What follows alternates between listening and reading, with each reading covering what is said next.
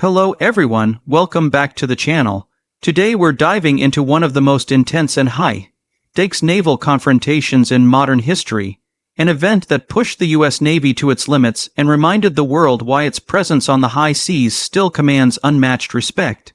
This is the story of how the US Navy confronted the largest pirate assault in decades, and how what followed changed maritime security forever. It began quietly, with merchant ships moving through a known danger zone in the Indian Ocean, an area infamous for pirate activity, but thought to have been largely neutralized over the past few years. The calm, however, was only the silence before a storm unlike any other. The early warning came through encrypted maritime distress channels, several cargo ships simultaneously sending out Mayday signals, their coordinates clustering in a single region off the Horn of Africa. Within minutes, Naval Command realized this wasn't an isolated hijacking attempt. It was coordinated, deliberate, and massive. Satellite images revealed multiple fast-moving skiffs converging on commercial vessels from all directions, their engines leaving long white trails across the water. Intelligence analysts described it as a swarm. Over a dozen pirate boats armed with machine guns and RPG, operating in unison like a small naval force. The pirates had evolved.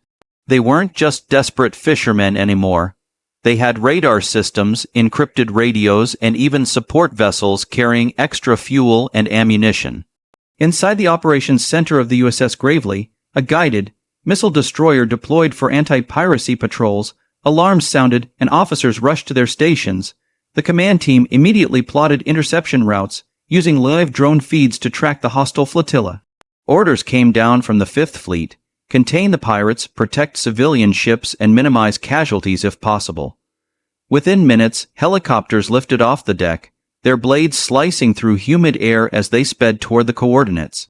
The crew of the destroyer could see faint dots on the horizon, merchant ships surrounded by smaller boats closing in fast. Inside the USS Gravely's bridge, the mood was tense but disciplined. The captain gave precise commands, his eyes fixed on radar displays showing dozens of targets.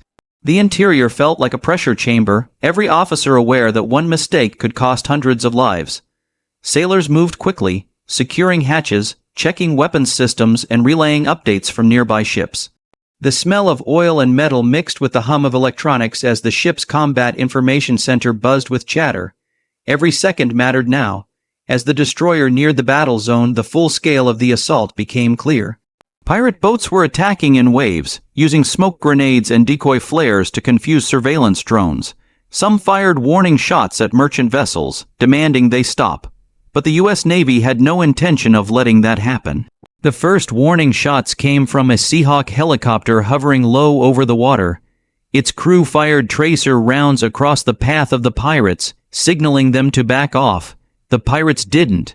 Instead, they opened fire, short bursts of machine gun fire lighting up the sea's surface. That was the turning point. The destroyer's deck guns roared to life. Controlled bursts from the Mk-38 autocannons shredded the nearest pirate skiff, sending debris into the air.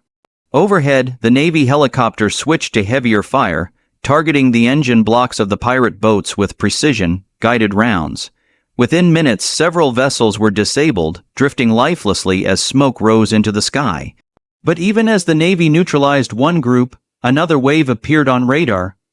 This wasn't random chaos. It was a coordinated offensive, possibly backed by a well-funded criminal syndicate operating from the Somali coast. The battle stretched across miles of open sea. Drones relayed live images to command centers, showing chaotic movements as pirates tried to regroup and flank the Navy ships.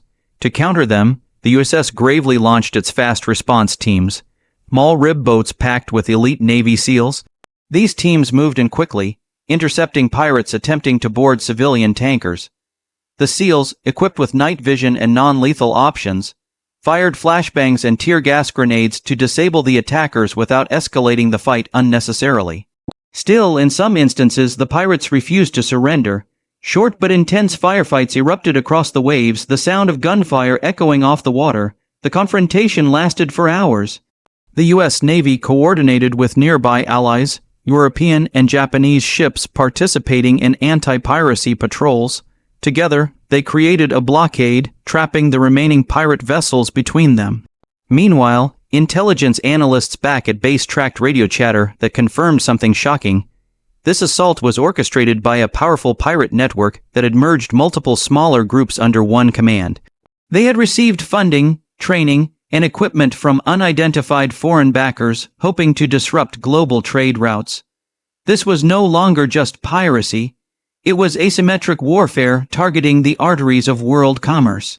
On board the USS Gravely, sailors operated in relentless rhythm. Reload, aim, fire, adjust. The gunners' arms ached and their ears rang, but they didn't stop. Helicopters rotated shifts, refueling and rearming as the engagement continued well into the night. The sea, once calm, churned with smoke and wreckage. The pirates' advantage in numbers slowly eroded as more of their boats were destroyed or forced to surrender. By midnight, dozens of pirates were captured, their hands bound, faces illuminated by deck floodlights. Medics treated both sides. Navy personnel with minor injuries and pirates suffering from burns or shrapnel wounds. When dawn broke, the aftermath revealed the sheer scale of what had happened. Over 20 pirate vessels had participated in the assault, the largest seen in over 2 decades. Several cargo ships were damaged, but thanks to rapid response, not one was successfully hijacked. The U.S. Navy's coordination, precision, and use of layered defense tactics had averted a catastrophe. Still, what stunned analysts most was the level of organization behind the attack. Investigators later uncovered encrypted communications linking the pirates to shadowy financiers involved in arms smuggling and illegal trade across East Africa. The performance of the U.S. Navy during this operation was nothing short of exemplary. Every component, from radar tracking and drone surveillance to helicopter air support and SEAL insertion, functioned with clockwork precision. The Navy demonstrated its ability to adapt to evolving maritime threats in real time, turning what could have been a global embarrassment into a decisive show of strength. The ship's crew later received commendations, and the operation became a case study in naval academies on how to manage large-scale, asymmetric sea confrontations. Safety features aboard the USS Gravely and supporting vessels also played a crucial role in ensuring minimal loss of life. Advanced radar systems, automated defense turrets, and electronic warfare suites helped detect and neutralize threats before they could cause damage. The ship's Aegis combat system, capable of tracking hundreds of targets simultaneously, allowed officers to prioritize enemy boats and assign the right weapons to engage them. Additionally, the integration of unmanned aerial vehicles provided real-time reconnaissance, eliminating blind spots that pirates had once used to their advantage. Crew members also benefited from continuous safety drills, ensuring that when real danger struck, every sailor knew exactly what to do. Beyond its technological edge, what truly defined the Navy's success was human discipline and training.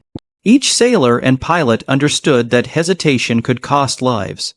During post-operation reviews, commanders highlighted the calm professionalism displayed even under fire.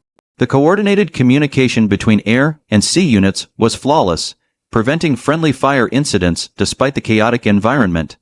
This balance of technology and human skill showcased why the U.S. Navy remains the most formidable maritime force in the world. The unique selling point of this confrontation was not merely its scale, but its symbolism. The world had grown complacent, believing piracy was a problem of the past. Yet here was a stark reminder that global trade routes remain vulnerable and that maritime dominance cannot be taken for granted. By swiftly and decisively responding to the assault, the U.S. Navy reasserted control over vital international waters. The incident also strengthened cooperation among allied navies, prompting the creation of new joint patrol initiatives and intelligence sharing frameworks designed to prevent future large-scale pirate coalitions from forming. Moreover, this event demonstrated how modern naval warfare is no longer about grand fleets clashing on open seas, but about adaptability and precision. The pirates had evolved, using GPS navigation, encrypted radios, and stolen military-grade weapons. The U.S. Navy, in turn, showed that it could evolve faster, leveraging artificial intelligence for pattern detection, deploying autonomous drones, and utilizing real-time data fusion to stay several steps ahead. It was a clear message to any group considering maritime disruption: the sea is not lawless, and those who challenge the Navy will face overwhelming force. In the days that followed, international media captured footage of the crippled pirate vessels being towed into port. Rows of confiscated weapons and equipment were displayed to the press, evidence of how far modern piracy had advanced.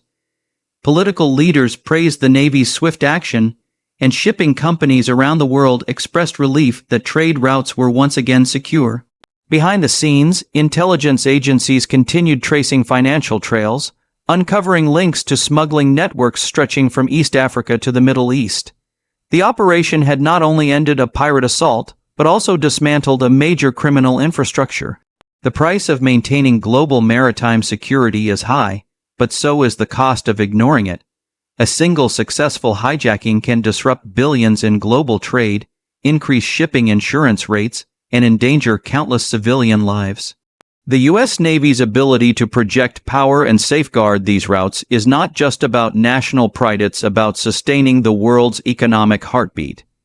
Every tanker, cargo ship, and freighter that crosses these waters depends on the silent, watchful presence of the Navy's fleet. By the end of the mission, hundreds of sailors who had spent sleepless nights on deck finally allowed themselves to rest. The ocean was calm again, but the memory of the confrontation lingered. For them, it wasn't about glory or politics. It was about duty. Each one of them had stood between chaos and order, and they had prevailed. The operation became a legend in naval circles, a modern testament to what disciplined teamwork and advanced technology can achieve in the face of overwhelming odds. In conclusion, the U.S. Navy's confrontation with the largest pirate assault in decades was more than just a battle. It was a defining moment in maritime history. It showcased the evolution of both piracy and naval defense, reaffirming the Navy's role as guardian of the world's oceans. From the precision of its operations to the humanity shown in rescuing both sailors and surrendering pirates, every detail reflected the professionalism that sets the U.S. Navy apart. The seas may always hold dangers, but as long as there are men and women willing to stand watch, the world can rest a little easier knowing that freedom of navigation is being defended every single day.